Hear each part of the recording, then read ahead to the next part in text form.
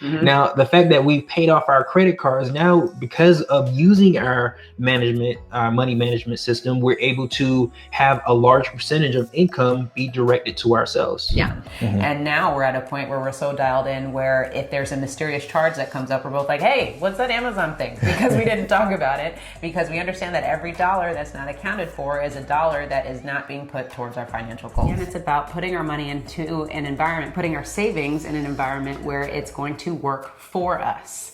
And then if we want to invest or create some sort of cash flow, we can then utilize those funds to further our financial goals.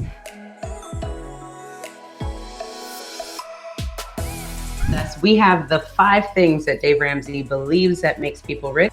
Let's just go down the list. Yeah. So the very first one, he says, in order for you to be wealthy, you need a plan. Yes, you definitely need to have a money management system. You need to stick with it. It's really important that not only, that we check the box at the beginning of the year. What is our New Year's resolution? We're going to save money this year. We're going to have a plan this year. And then by January, the 15th. I was going to say, when in January? We've already changed. On to the next thing. So it's really important that when it comes to money, when we talk about wealthy people have a plan. Yes. Think about the person who that has the most money. They 9 times out of 10, they have a really well thought out plan to back it up. To back it up. And that's one of the things that's made us really successful with not only our banking system and paying off debt, but we had a plan laid out and we stuck to that plan year after year. Whenever we woke up, we knew exactly what we had to do and where our money was going to be directed to. Yeah, exactly. And what I wanted to add to that point is when Darius is talking about have a plan, Dave Ramsey considers this your budget, which is fine. We talk about budgeting. We don't like to typically use the word budget because we feel like sometimes it provokes like a scarcity mode. If anything, we talk about a plan because, people who are wealthy or people who have money don't just stumble across this. They have a plan in place. They have goals in mind. They are achieving specific things. Because I know when we weren't successful with money, it's because we didn't have clarity, we didn't have a plan, and we were just spending willy-nilly with no vision. So if anything, we totally agree with this very first point is you need to have a plan because you have to start with the end in mind. You have to know where you're trying to get to and how you're going to get there in the first place. Yeah, every journey has to have directions. The way we manage our money is the directions in which we're going to use to get to our final destination. Amen. And yes, Cindy, you did make it. Hello. Hey, Cindy. So number 2 is get out of debt. What do you think about that point? Yeah, you can't make money by giving all your money away. You can't keep money if you're giving it away to everybody else or the banks. The banks have enough money, so they don't need ours. Want to keep a few of your pennies. And this is oh my God, this is like super important. Besides having a plan, getting out of debt and staying out of debt are 2 different things because we have a video on Thursday coming up where we're talking about how we used infinite banking to get out of debt. And if anything, the main thing that we want you to understand is that just because you pay off 0 balance doesn't mean that you're typically out of debt. You got to stop using those credit cards and getting into consumer debt because again, like Darius said, that just continues the motion of money going away from you instead of staying inside your household. And the thing about consumer debt is more money than we should be giving away because of the interest that's tacked onto it. That money we could have been saving to get the service or product that we wanted to buy. Yeah, it would have taken us less time to pay it off if we just reverse where we put the importance of the things that we want in life. And granted, emergencies come up. That's what an emergency fund is for. I don't think that's what credit cards are for. No, right? Not at all. No, not to pay interest on an emergency. Absolutely not. Cindy said something about live a purposeful and intentional life. That's key. Thank you very much for that contribution, because if you are living a purposeful life, then you don't have to fill your life with frivolous expenses that aren't necessarily filling your cup. Right. So getting out of debt is absolutely number 2, something that we agree with.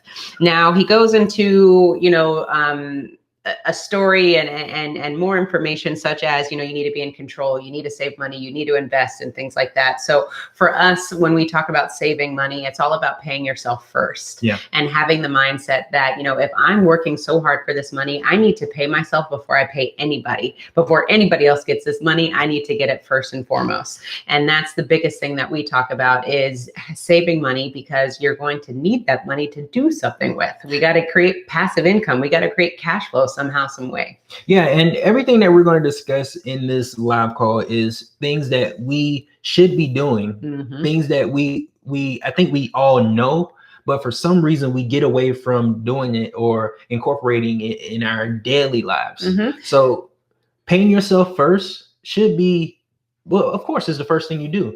When it comes to the way we manage our money, we use the 50-30-20 rule. And 20% of everything that we earn goes directly to saving. So we save 20% of everything that we earn up front. And then the other 80% is where we use to pay our fixed and flexible expenses, like our credit cards. Now, the fact that we've paid off our credit cards now, because of using our money management system, we're able to have a large percentage of income be directed to ourselves. Yeah, it's true. And with the purpose of saving money and keeping money, it's all about control. Because one thing is for certain, if you are paying other financial institutions or anyone else that you're in debt to, you're no longer in control. And if anything, you're on the defense instead of the offense. So you're constantly paying money out, and there's no control.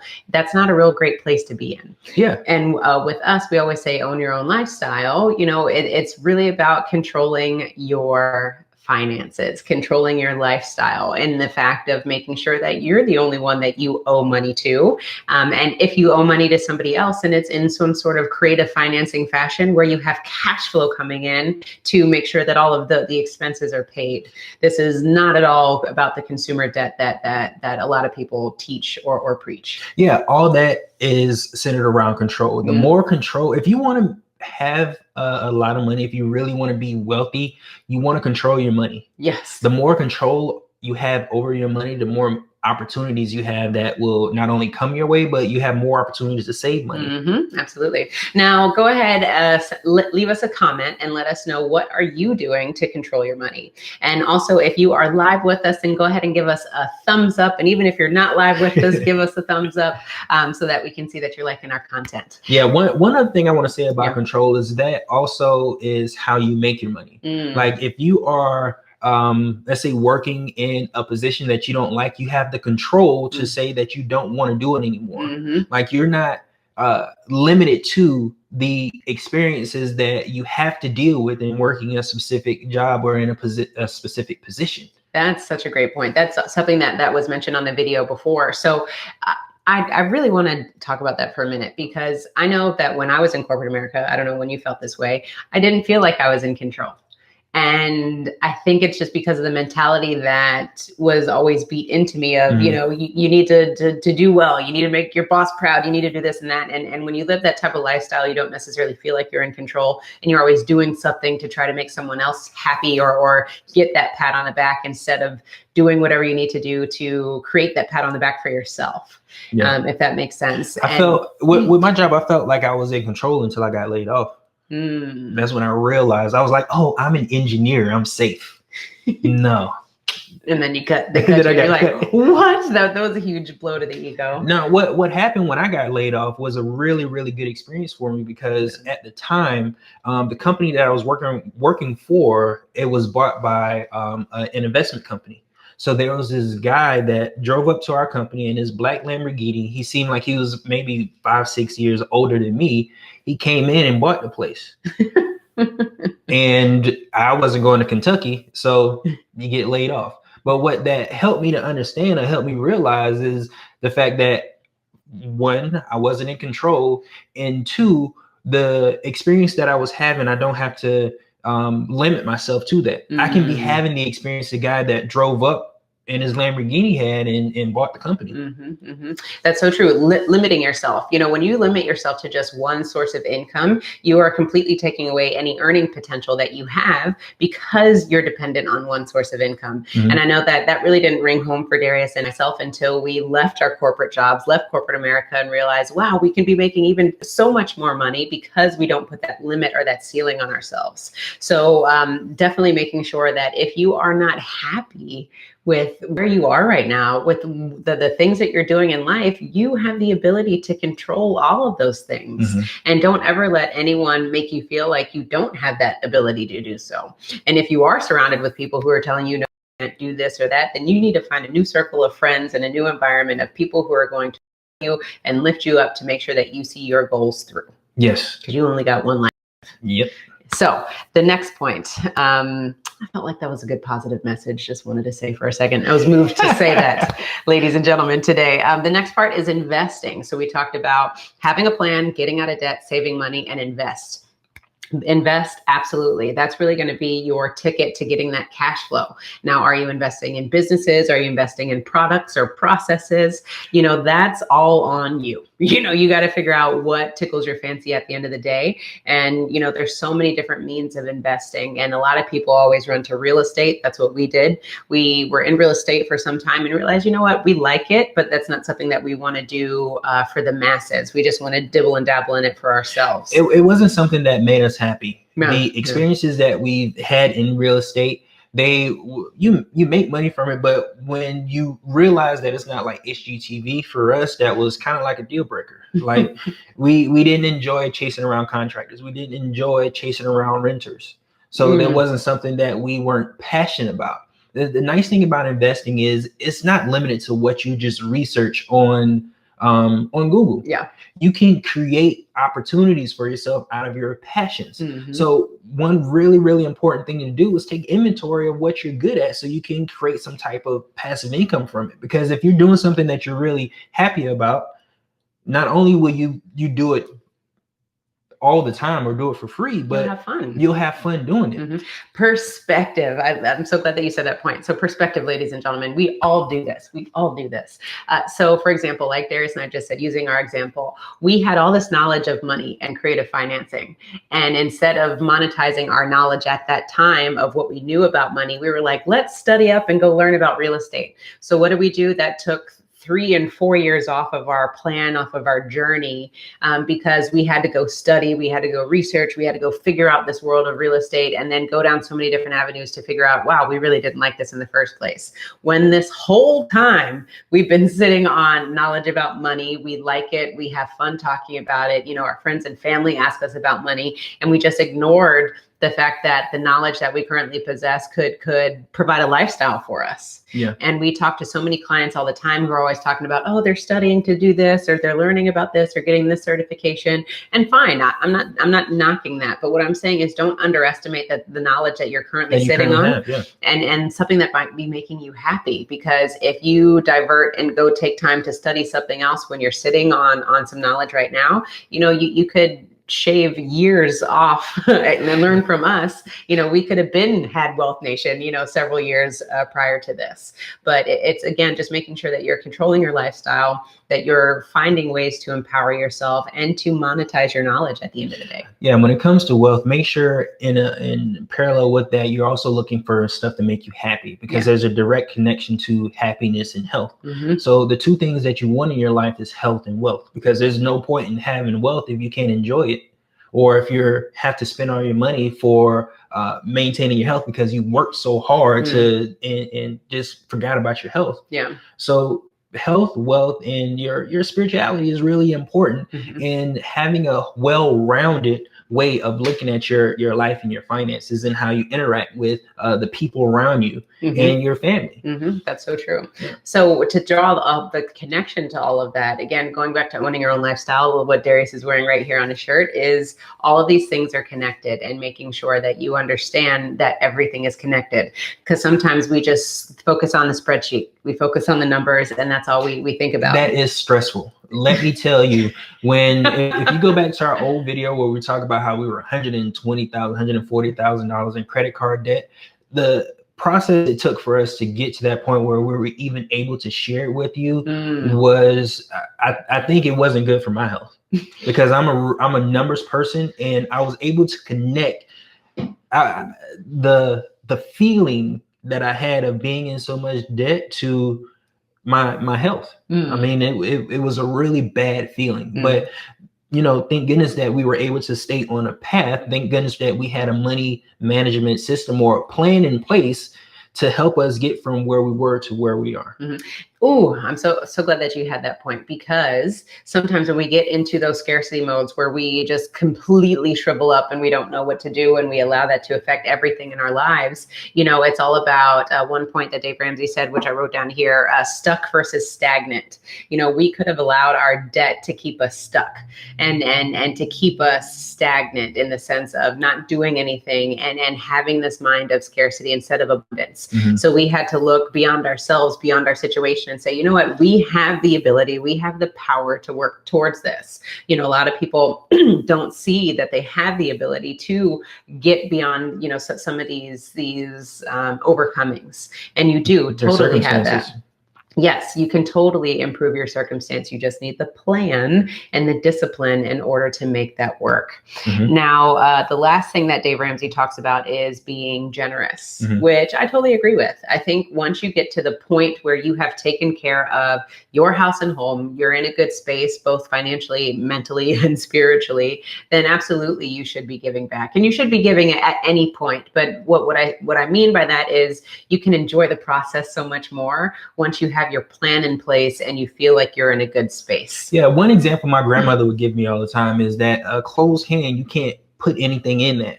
Nothing can come out, but also nothing can go into it. But when you have an open hand, you're able to be generous, you're able to give, you're also able to receive. So that's a really important perspective that I learned at a young age, thanks to my grandmother. And just to kind of bring it home, the things that we talk about there is not a secret. Like we share with you our journey, we share with you our experiences, because it's not a secret. You can use the information that we share with you, and you can work with any agent in this country that you want to, because it's really important for us that you look at your finances and we get better collectively as a group. Because as we look at like the US debt, usdebt.org, like that makes me feel bad, because there's a lot of people out there that felt the way I felt when they look at their expenses and they look at their debt. And that's not a part of the American dream that I wanted for myself. And I know that's not the part of the American dream that most people want for themselves. Not at all. And a part of the American dream, going back to the control, is managing everything yourselves. Because regardless of what Washington says, what these politicians are talking about, at the end of the day, they're not going to control your wallet. You are.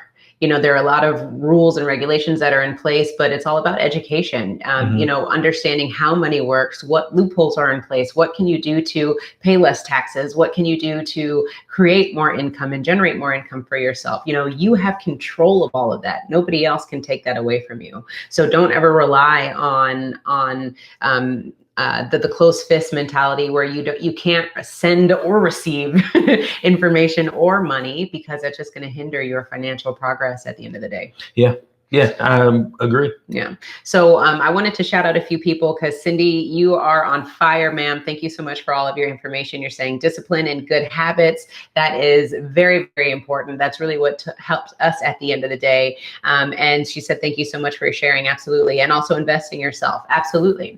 That's what you have to do. You all are sitting here watching, taking some time to invest in yourself, because we're talking about money. A lot of people don't spend the time to listen to the things that you should be doing with your money and or taking action. So I commend all of you all who are with us today, and definitely give us a thumbs up if you're still here with us, live or not. Thank you guys so much for hanging out. One thing I do want to say is Sherlock Holmes said that the market is skyrocketing today.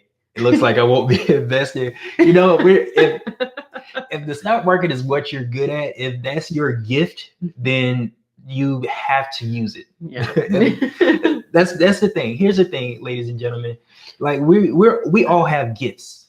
Yes. our responsibility is to share those gifts that we have. Mm-hmm. So if you want to know, like the most gifts that we're able to see people have is the people in the entertainment industry. They have a gift of singing, or they have a gift of acting. They have a gift of, playing basketball like LeBron James. Not everybody has the same gift, so we can't put our gifts on Front Street the same way they do. But we have gifts that we should be exploring. Yeah. So, and for the point that Sherlock is talking about, he was saying the stock market is skyrocketing in a day. Doesn't look like I will be buying any stocks today. It's basically what everyone else is doing. You better run the other way. So that's the point that he makes. And thank you for sharing that. So when you think about the market or whatever, investment is happening, if there's a ton of people on this line over here, then you need to be looking at other things. Yeah, don't follow the herd. Mm-hmm. So Sherlock, share that knowledge. Why is this important for people to know that information, which is Darius is saying about this gift? Share this knowledge because people need to know this. Absolutely. What do they say? Follow the herd? Then you will be decapitated and eaten. You'll go to the meat processing plant. You go to the meat processing plant. I want to stay in the fields.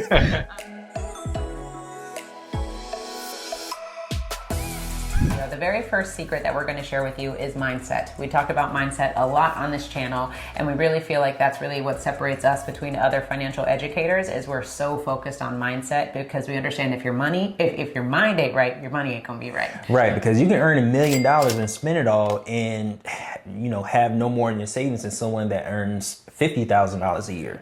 And so it's really important that we understand the mindset that it takes, when we do make the kind of money that we want to make. Absolutely. So let's talk about a little story, shall we? So I want to test you to see if you remember what our accountant said. So we're reflecting as we're sharing this story with you, right? So going back to mindset, I don't know why as consumers we're just so ready to spend money. Well, we know why, because marketing and advertisements. And that thing's deep rooted. Yeah. Oh yeah. It takes a minute to get out of that, and we still even fall into that. That's why Darius and I have to hold each other accountable. More so Darius holding me accountable. Let's be honest, to not spend money. So let's go into this story, right? So Darius and I recently have been car shopping. And so we had a certain budget in mind, and we ran the numbers by our accountant, and he said everything looks good, great. And to make sure that we're on the same page, anytime we make a large purchase, we make sure to contact our accountant first, because we want to make sure everything jives, taxes, and that we're all on one accord, because we're a team. So with that said, the accountant said, hey, Carmen and Darius, yeah, this is great. You have the money, XYZ. Do you remember what he said? He said, no, don't buy a depreciating asset unless you can afford to. Don't buy a depreciating asset unless you can afford to. So he gave us the blessing, but then he left us with that quote. And so if anything, we kind of resonated on it and slept on it and was like, he was telling us not to spend that money. He didn't come out and say it, but he told us not to spend the money indirectly. And so for me, I know the next day and the days going forward that week, because we were ready to buy that car. We were like there, about to buy the car. Mm-hmm. And if anything, that we just kept having that conversation. We're like, okay, if we have the funds, does that mean that we need to spend the funds? Mm-hmm. And so in hindsight, we recognized, no, we don't. We really don't need to spend that money, because at the end of the day, it's a depreciating asset. We'll be losing money. And what Warren Buffett always says is rule number 1, never lose money. Rule number 2, don't forget rule number 1. Yeah. And then when you think about Warren Buffett being one of the top 5 richest people in the world, like, this guy still lives in the house that he always lived in. Mm-hmm. Mm-hmm. So his mindset is just different, or a cut above the rest. Exactly. Now, full transparency. We were about to buy a Tesla. We absolutely wanted a Tesla. And what did we end up getting? We got a Kia. That's a big jump. That's a big difference. Here we are. But, when I think about it, all the successful people that we know, the multimillionaires, they pull up in beat up cars. They're not even 2020s or... No. Mm-hmm. I seen this guy worth multiple millions of dollars pull up in old Camry. And on top of the conversation that we had with our accountant, what also played in my mind is The Millionaire Next Door. Remember that book? Yes. Oh yeah. And seeing all these guys pull up in these average regular cars that you wouldn't even know that they are multimillionaires based on what they drive and the way they dress, it made me reconsider. Yeah. Yeah, and I'm so glad that he said that. And if anything, I think it really just made us realize, wow, That was a check for both of us because, again, we had the funds, we were getting ready to pay that money, and then we recognized we don't need to spend all of this money on a vehicle that's just going to get us to the grocery store and back, or wherever it is. So we can save half of that money literally and do something else with it so that we can create cash flow, and then just utilize the Kia that we're now rolling around town in as best as we can, because it still has all the features anyway. And at the end of the day, it has wheels. That's all we need is wheels. Yeah, absolutely. The next thing that we want to make sure that we hammer home is the fact that once you have mindset under control, that means that you are prepared to welcome more money into your life. And when I say welcome more money is you want to make the most money that you can possibly make. Yeah. You want to make the most amount of money that you can possibly make, but you also want to be responsible with those funds. And mindset and discipline is so important because you want to make sure that you don't spend that money on stuff that's not going to make you money. Yes. So discipline being the point number 2. Yeah. Discipline. And in our instance, we were disciplined enough to say, okay, we have this budget. We don't actually need to spend all this money because it just doesn't make sense to do it, and we can do something else with it. Yeah. The discipline that also comes into this when we're talking about money is controlling your money. We weren't taught this. We went to college. We have engineering degrees and master's degrees, and we were taught to go out, work for somebody and bring the money back and then go get a house, go get credit and all these things. But all that ends up doing is making us spend money for somebody else. And we're never taught how to keep the money for ourselves to leverage it unless you invest in yourself and educate yourself on these premises. So for us with the discipline, it came down to letting our egos go, coming together as a team and having a conversation of what are we going to do to make this better? And initially it was, I'm not going to say a struggle, but it was difficult because we both had different ideologies on what we wanted to do with our money. And it took the repetition of coming together, having meetings. Yes, it was painful in the beginning, but we got better at it. And now we're better communicators because of it. And we're less emotional because of it, because we understand that this is a strategic play instead of an emotional or whatever it is, because since we're married, this can be challenging. So I think it's made Darius and I better partners because we're disciplined enough to come together to have the conversations and then follow through with the things that we say we want to do. Yeah, I 100% agree. I think that would be 2.5 key. 2.5? Yeah, it's like in the middle of, going into the next one, but, I don't want to make it a separate one. Is the fact that our secret weapon is the fact that we can work together. Instead of it being a hindrance, is something that actually helps us, the fact that we're on the same page with our finances. And for those of you out there who are married, it's really important for you to be on the same page because your finances is basically a business. Yeah.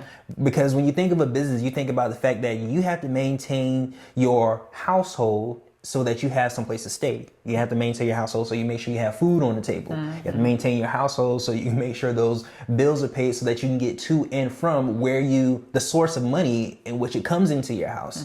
So your relationship, part of it is the fact that it's a business and you need to treat it as such. Yeah. So the fact that we can meet once a week and be on the same page with our finances really helps us in our financial situation as far as what we want to accomplish now and in the future. Yeah, and even if you're married or you're single, whatever it is, it's all about just sitting down, evaluating the numbers and determining what it is that you need to do. What are the goals that you're trying to accomplish? Do you even know that you need to set financial goals? We didn't know that. We just knew we were taking it week by week, day by day, making sure that our bills were paid, and we look up and another year had gone by. So right now today, think about what do you want to accomplish this time next year when it comes to your finances? How much money do you want to have in the bank? What do you want to invest in? How much cash flow do you want to have going on? We didn't know to have those conversations, and it wasn't until that we sat down and started reading books on education and reading blogs and podcasts and YouTube videos and everything that we could to make sure that we understood what was going on. And now we're at a point where we're so dialed in where if there's a mysterious charge that comes up, we're both like, hey, what's that Amazon thing? Because we didn't talk about it, because we understand that every dollar that's not accounted for is a dollar that is not being put towards our financial goals. Right. And what I also think is an opportunity for us is the fact that you came from a different background financially, that, the money was good. I would say in comparison to how I was brought up, where money wasn't as abundant. Okay. So the fact that we were able to meet in the middle, where I was able to adopt some of Carmen's characteristics or things that she learned and having an abundance mindset versus, well, and also go ahead, say it. Scarcity mindset. her being able to take on more of the discipline. Yeah. Because, you know, from that background that I had, we had to better manage our money because there wasn't a lot of it. So I think that also helped, where we were able to meet in the middle. True. Yeah. We both brought our baggage, literally and figuratively, to the table and was able to sort through it and make the most sense of it for us. So going back to, again, the discipline piece of it, figuring out the numbers, doing the math, this is not rocket science. All you have to do is sit down, understand what your salary is versus how much it costs you to live, match up the numbers, and figure out how you can stay positive.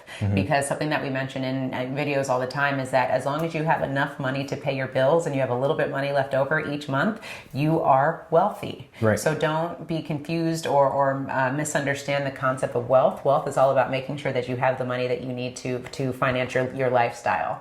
And then true wealth and abundance comes into that extra cash flow that you're accumulating and that you're saving and you're storing and you're investing to make more money. Right, absolutely. So, you know, one thing that you mentioned is the money management, the fact that we come together on a weekly basis to go over our finances. That is a tool that you can use so that you can understand where the money's coming, so you can focus more of your time and your effort in creating more money or more opportunities. It's not. Go ahead. So I was going to say, the one thing I want to say is it's about being honest with yourself. I think discipline also has to do with honesty, because you can fudge the numbers all day long, but you have to be honest with yourself to be like, I'm going to spend this much money. And going into the fact of, like, when we meet and talk about our numbers, this isn't about primping or skimping. This is just about saying, okay, X is going here, Y is going here, Z is going there. Just organization. That's all it is organization of the funds, because a lot of people think about budgeting or managing their money as something where they have to constrain themselves and they can't spend the money how they want to. No, we spend our money how we want to. We just make sure that it's allocated in certain buckets and that we're making sure that we're just in on one accord. Right. Because either one of us can overspend in a category accidentally or whatever it is and realize that that's jeopardizing what the bigger goal at hand, which is what we're trying to do. Right. So our plan is 20% of everything that we earn, no matter if it's additional money or where bonuses, it comes from, whatever. Bonuses, whatever, 20% of everything that comes into our household is going to go to savings. And within our savings, we have funds set aside so that any event that we lose our stream of income, we can take care of ourselves for the next year. Another portion of our savings is what we use to invest so that we can generate passive income, so we don't necessarily have to physically go out and do the work. Now, the other portion of our income is 30%, in which we use to take care of our wants. Things that we don't necessarily need, or things that, you know, if, you know, stuff hits the fan, we can stop paying, get rid of, and we're still fine. The other 50% is where, you know, our necessities are. The non-negotiables. The non-negotiables. We need someplace to stay. We need food in the house, and we need to make sure the bills are paid, and we need to make sure that our health insurance is taken care of us because we have a little baby. Yeah, exactly. So those are just things that we need to consider. So giving you guys a little bit of insight as far as our blueprint goes with the discipline, and we adhere to those ratios just to make sure that our income is allocated. Thank you. Allocated appropriately. So Wealth Nation, if you want to join Darius and I in your financial quest for financial freedom, then definitely click on the link below and join our community, because we would love to serve you and continue to have the conversation of money, abundance, and financial freedom.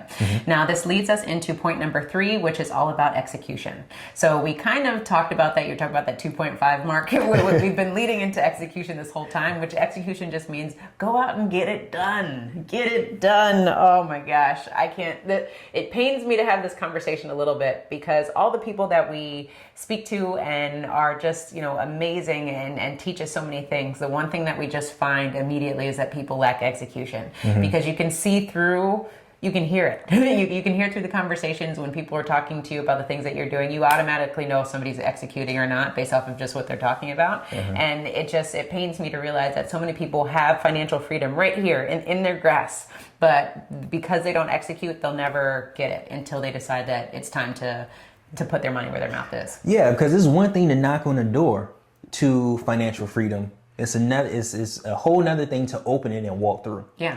Because let's talk about this. Another thing, right? So our accountant, I'm getting fired up. Our accountant, we made a lot of money this year. Our accountant talked to us and said, oh, well, you know how much you're going to have to pay in taxes this year? So with that financial freedom comes the responsibility to make sure that you have money, because taxes, things are going to come up and you're going to have to pay these bills. So if you're not disciplined in keeping a few funds here or there, then that financial freedom is going to continue to rob you, because we know taxes are one of the greatest eroders of wealth. So you have to have plans in place. That's another part of the allocation thing that we talk about, is we understand what our taxes are going to be every year. So we plan for that so that it doesn't catch us off guard and now we're scrambling to figure out what we're going to do with our taxes. Yeah, taxes are huge. And with taxes, there's opportunity there, especially when it comes to infinite banking. So we leverage all the tools that we have at our fingertips because of the right mindset and the right discipline to take advantage of all the tools that we have. Yeah, think about that. That is discipline. Who do you know plans for their taxes in advance? Everybody. Us, yes. We do. I'm talking to everybody out there in Wealth Nation land. Who do you know besides us that plans for their taxes? Maybe you do. If you do, congratulations. I am applauding you, because that is so fire. But the rest of us, let's be real, the rest of us are waiting for that refund. Well, yeah. So if you answer the question, you don't know anybody else that plans for their taxes up front. There's an opportunity. There's an opportunity for you to get some new friends, because you are the sum of the people you hang around the most. So if you want a cheat code to increasing your net worth or your wealth, is to hang around other successful or wealthy or people that have more money than you, and you will inevitably earn the same amount of income that you by the people you surround yourself with. Exactly. So going back to execution, and basically what we've been talking about is, like I said, putting your money where your mouth is and doing the things that you say you're going to do.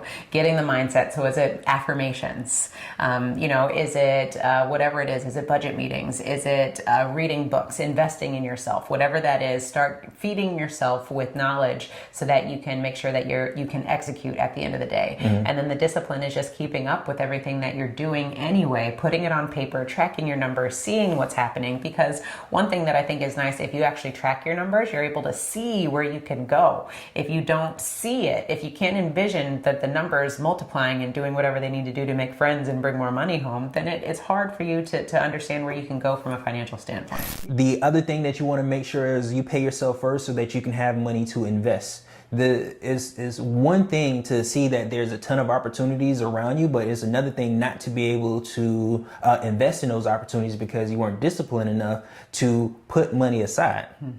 So by all means, the very first thing you should do, if you're not already doing it, is to pay yourself first. And the next thing that you want to make sure that you're doing is make sure that you pay yourself interest. And when I say pay yourself interest, is whenever you go and pay off a debt, or if you borrow money, or if you have to dip into your savings account, make sure you replace that with interest. Because if you were to go and borrow money from somebody else, whenever we use someone else's money, we pay them interest. Yes. We should treat our money the exact same way. That's putting some respect on it. We need to put some respect on our money. Put some respect on it. Put some respect on it. Yeah, and yourself, because you're the one who's out paying all that money, working all that overtime. So respect yourself. Why are you dragging yourself into the mud and working all these hours if you're just going to spend your money frivolously so you have to work more overtime? Yeah, and I 100% understand, and this is where I came from, is the fact that if I'm out there doing the work, I'm going to get what I want to get. Ooh, that's another video. Oh, man. Go ahead, speak on it, Derek. Speak on it. It's understandable that, you work so hard that you want to buy what you want to buy. That's perfectly fine. But then it comes a time where stuff happens that you're not prepared for because you spent all the money getting stuff that you wanted to get. And that's perfectly fine because you earned it. You have that choice. You have the funds to do so. But also take into consideration the fact that you don't always want to be working so hard for your money. You want your money to work for you. And the only way you can do that is by making sure you set aside some funds so that you can invest.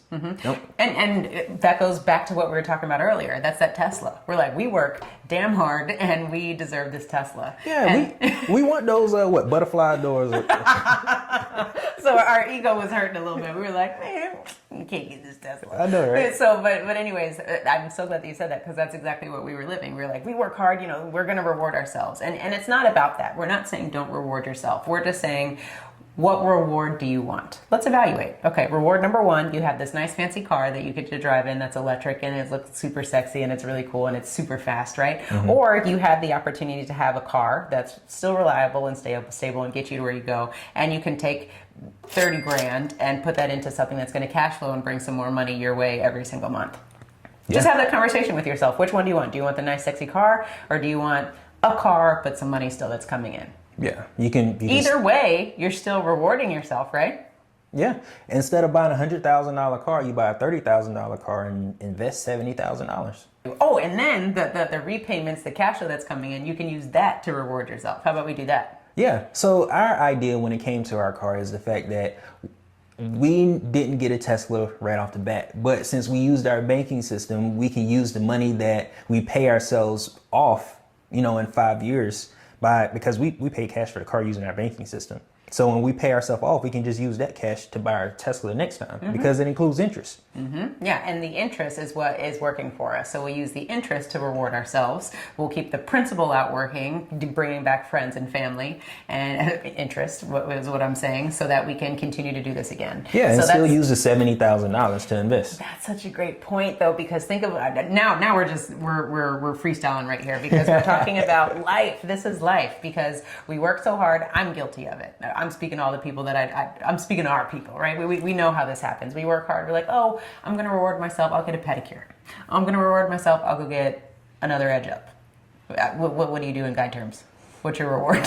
Well, it depends, because I like pedicures too. You know what I'm saying. You guys know what I'm saying. What I'm saying is $30 here, $50 here, $100 here. Those aren't huge things, but it adds up. Yeah, that's like the minimum payments on our credit cards. They add up. $50 here, $100 here. We don't think about it, but they add up, which is why you don't have money at the end of the month. Yes, so that's just the point that I'm making up, is if you want to reward yourself, put money aside, allocate a certain amount of money aside each month to reward yourself. So that way you can curtail that spending, so that you can make sure that doesn't affect the goals that you're trying to set for yourself, right? So if you're going to reward yourself, say it's going to be X amount of dollars, but then adhere to it, keep that discipline and that execution in place so that you can still reward yourself, but accomplish your goals.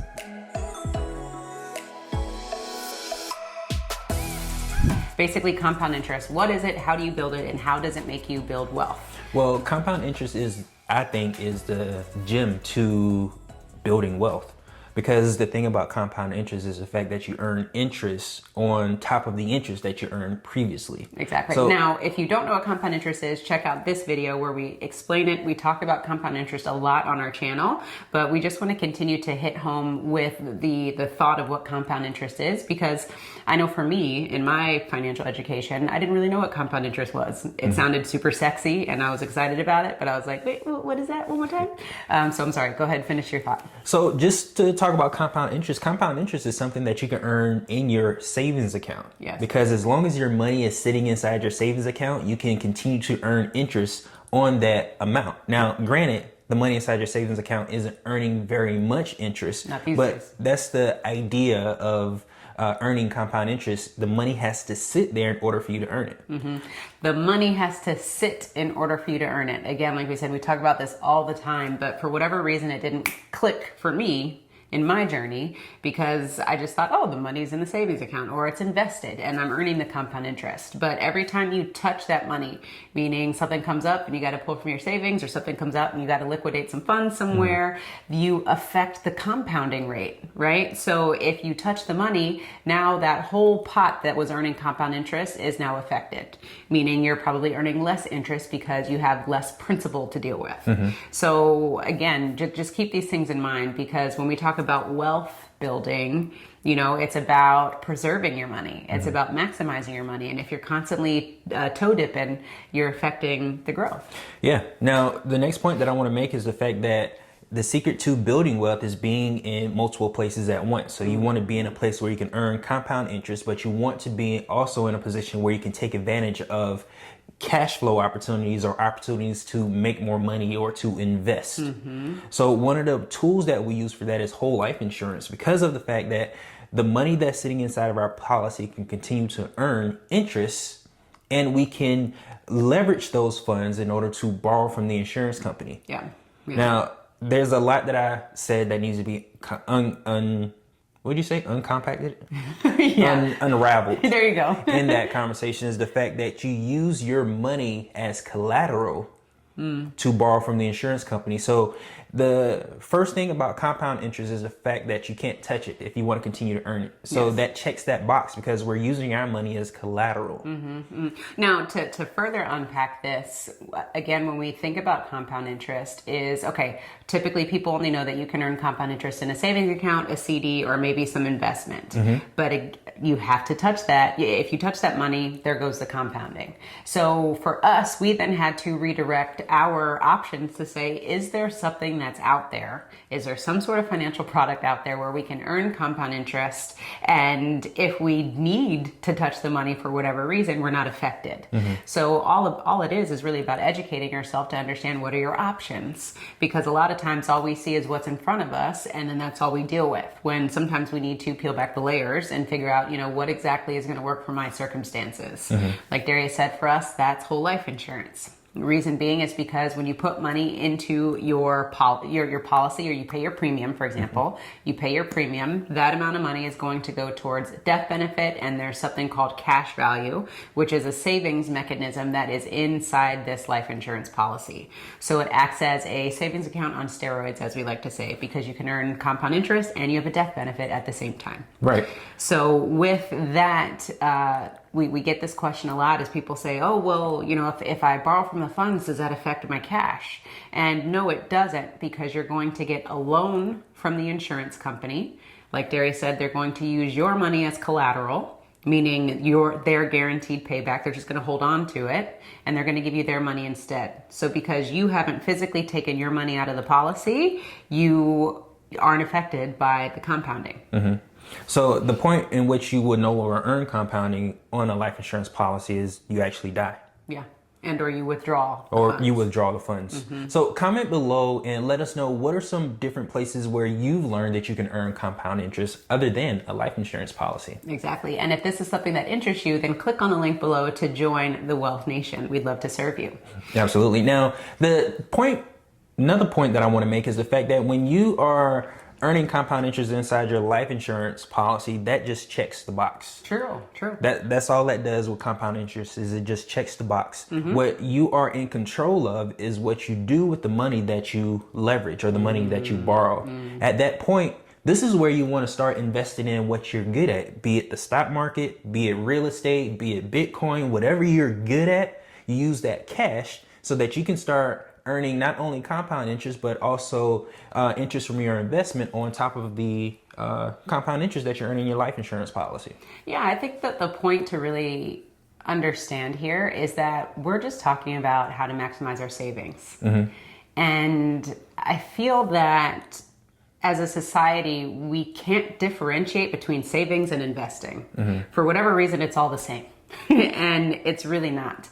So for us, when we talk about, pay yourself first, that is the amount of money that we're talking about you're saving, or you're paying yourself first, that will then allow you to use as leverage one day to invest if you want to.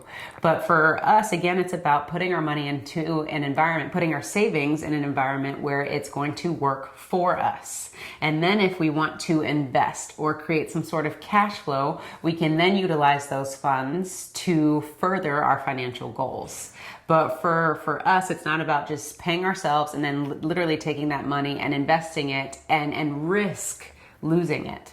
The reason why we use a whole life insurance policy in the first place is so that our savings can be protected And then when an opportunity presents itself, we can get a loan from the insurance company, leverage those funds to invest while our money is still still protected. And then whatever cash flow comes from those investments, we're paying the loan back and putting any extra interest that we have earned back into that policy, which is going to grow the cash value. So it's a little bit of a complicated process, but once you understand how this works, that's really what it's about. Yeah, and it's really understanding the rules. You pay yourself first, you pay yourself interest, and then you recapture the funds that you have in your investment. You can't go straight to step number 3 without doing number 1 first. Yeah. So if you don't have a savings, then you can't create a place to earn interest or recapture if you don't have anything to build off of. Anything times 0 is 0. Yeah. Right? Yeah. So we can't go to step 3 without first paying ourselves first. So we have to have discipline in order to, start this whole process. If you don't have a savings account, you really can't do it. Yeah, and to build on that analogy, it's like driving a Ferrari, but you don't understand how to drive a stick shift car, nor how to handle a sports car. It's all about, you got to start with the building blocks and put certain things in place so that you can get to those investments and things that you want to do. But far too often, people just take any cash that they have that they're sitting on, throw it in investment, and cross their fingers and hope to God that it's going to pan out. And they're trusting someone else to handle it for them. So one, you're already messing up because you don't understand the investments that you're getting into, understanding how the money works, your payout, how all of that is going to work, your exit strategy, and you're literally just taking your life savings or whatever money you have and throwing into something without protecting it first. Yeah, I like the analogy you use. It's kind of like having a Ferrari without an engine. You need that engine in order to consistently be moving or be in motion so that it can drive the car. What's going to drive your vehicle is going to be your savings. We have to consistently be saving in order to do this whole banking thing. Yeah. And to build wealth, because when you think about millionaires and people who are successful, millionaires and billionaires who are successful with money, they hold on to their money. It's not all about saving it. It's all about, payday's Friday, let me go spend all my money. No, that's not the case. That they have rules and regulations in place for this money because they treat their money like a business. And that's what we are always trying to teach our clients and teach our followers and our subscribers is it's about paying yourself first and holding on to the money so that you can leverage it to build exponential wealth. Yeah, at the end of the day, there's rules to wealth. There's rules to money. There's rules to everything we're doing. Amen to that. I totally agree. All right, so since we've hammered home what compound interest is, where we earn compound interest, I want to know from you, Darius, before we got into this industry and learned about money, what was your thought about compound interest? What did you know about it? I didn't have a thought about compound interest. This was something that didn't even register for me at the time because I was just go to work, save as much money as you can from your job or whatever's left over after you pay your bills, and then continue that cycle. And what I didn't realize is that, my perspective about money would change based on the lessons that I've learned. Oh, okay. Because once I learned this idea about compound interest, once I learned this idea about using life insurance, my whole perspective of money shifted. In what way? Well, it shifted in a way that I realized that I was kind of putting the cart before the horse, where I was paying all my bills and then I was savings. Yeah. So what I started doing is, saving first and then paying my bills, which guaranteed a savings account that's going to continue growing. And it kept me from getting in trouble from overspending. Because, when you look at your paycheck, you see that you have all this money. First thing you want to do is pay all your bills. And then you figure, okay, now that I can pay my bills, I can go and have some fun. Yeah. But what we have to do, or what we started to do, is we realized that, you have to put yourself first. In when I say first, meaning your future self first, then you pay your bills, and you have to create rules for yourself. Like I mentioned earlier, you have to create rules for your family. There's rules to wealth, and you have to kind of match those rules, with your own household so that you can get the results that you want. We weren't building for the results. We were building for, making sure the bills were paid. And immediate gratification. So you said something that I want to talk about a little bit more, where you said you were putting the cart before the horse. So what would you say to those individuals who are like, Darius, what do you mean pay myself first and then pay my bills. If I do that, my bills aren't going to get paid. Yeah, that's an example of maybe we are living above our means. Because I remember we had someone commented, or someone sent us a message saying that, this is for someone that has over $100,000 in income. Mm-hmm. No, you can have $200,000 in income and not have any disposable income because you're not saving. So what I would say to those people is take a look at your wealth management system and make sure that everything that you have is something that you need. Absolutely need. And what we consider wealth management system is, a lot of people would say budget, for example. It's just a plan. Mm-hmm. What are the numbers, the inbound and exbound factors exbound, that's not even a word, outbound. Inbound and outbound. And what are the inbound and outbound expenses that you have, and tallying all of that up, doing the math to figure out what are those numbers. Basically your cash flow. Exactly. So I ask you that question because we get that a lot. Like, what do you mean pay myself first? If I pay myself first, then I don't have any money for my bills. And if that's the case, bingo, jackpot, we may have a problem. Yeah, because if you don't have any money left over, that means you're just working for those bills. You're working for your house note, you're working for your car note, you're working for your electricity. You are working for those things. Now, the thing about it is at some point you won't be able to work anymore because, as we age, we start to slow down and our intention changes. Mm-hmm. So one thing that we have to take into consideration is that we need to build a system around us not being the ones doing all the work. We want the money to do the work for us. Yeah. And I really don't like to compare, what we're doing when we're working for something, but we keep calling it dependence. We're dependents. Call it slavery. Whatever you want to put out there when you're working for something, for the electricity bill, for your mortgage, for your car, and there's no room for error. If you get sick or something happens with your kids, and now those expenses are pulling from your bills, you're really strapped for cash, and that's not where you should be. And this is not a judgment zone whatsoever. We're just informing you that this is not right. And I think for us, when we were going through our whole journey, that was just normal for us. Mm-hmm. We didn't know that this isn't normal. Does that make sense? We were just like, we're just always working for the bill and we're always just squeaking by, but this is not at all anything that anybody should be accustomed to doing or adopting. So we just want to, scream from the rooftops and let you know that there are solutions. You just have to put yourself more in control of what's happening with your finances and really understand what do you need versus what are some things that you probably don't need. Right. And it wasn't until we started doing that that we could start doing this process of banking. Exactly. And we're talking about this because it relates to your savings, which then relates to compound interest. How are you going to earn compound interest if you can't even save a buck in the first place? Absolutely. Right? Yeah, there's rules to it. There's things that needs to happen before you get to step 2. You need to first do step 1. Chicken, egg, chicken, that whole deal. So with this whole process, so we talked about savings, we talked about compound interest. How does this affect you from a wealth building standpoint is your money should always be working for you regardless of what you're doing. If you're out doing a picnic, if you're doing some home improvements, if you're on vacation, your money should always, always, always be working for you and working without you, because that's where the true wealth comes into play, where we're talking about passive income versus active income.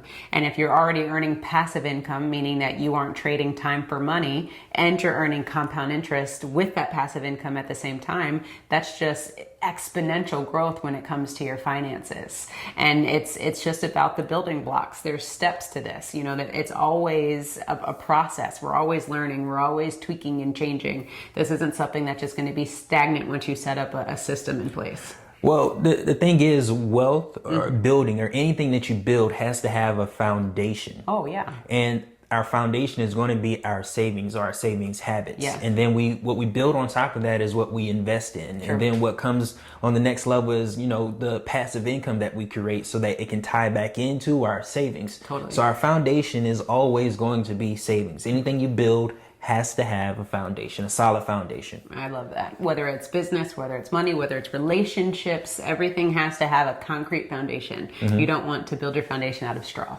Yeah, or on sand. Or good one. Now, for me, how I learned about compound interest is my dad was in the financial industry, and he would always talk about compound interest. And growing up, I always heard it, didn't necessarily knew what it was because I was a child. And I knew that, my family was all about it. It was something that was really important. And it wasn't until I became adult that I really started to understand what compound interest was, where I said, oh, okay, that's cool.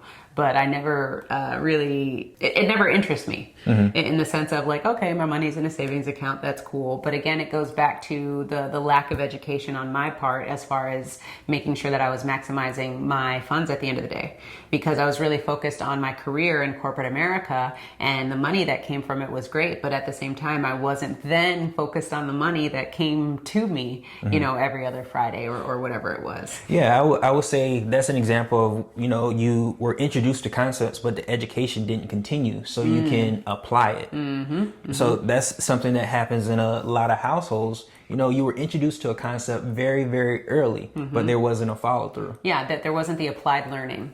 Because really applied learning is when you learn something, then you apply it. So that's what I was missing, was the application of it. So, and that's with anything in life, think of all the things that we don't have any applied learning towards. We learn things every single day, but what are you actually taking and applying? That's where the true knowledge comes into play, because you actually are executing and learning and molding these things that we learn every single day. Yeah, just like with banking, right now it's a theory. As you watch this video, you're getting the ideas, you're getting the concepts, you're getting the vocabulary. Sure. But it's not until you jump on that bike to where you can understand how to ride it. It's not until you get in the water to where you can understand how to swim. You're right. Because we get a lot of people that are like, tell me everything you know about infinite banking, or people that are like, oh, I'm going to wait for the right time, or I'm going to wait for the right season.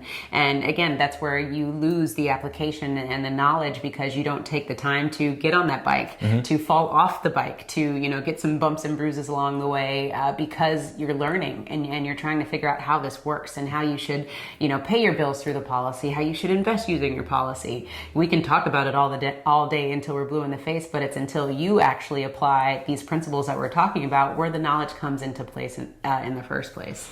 And I would say for us that the biggest thing that we want for our clients is for you to apply the knowledge, because nobody's going to care about your money more than you.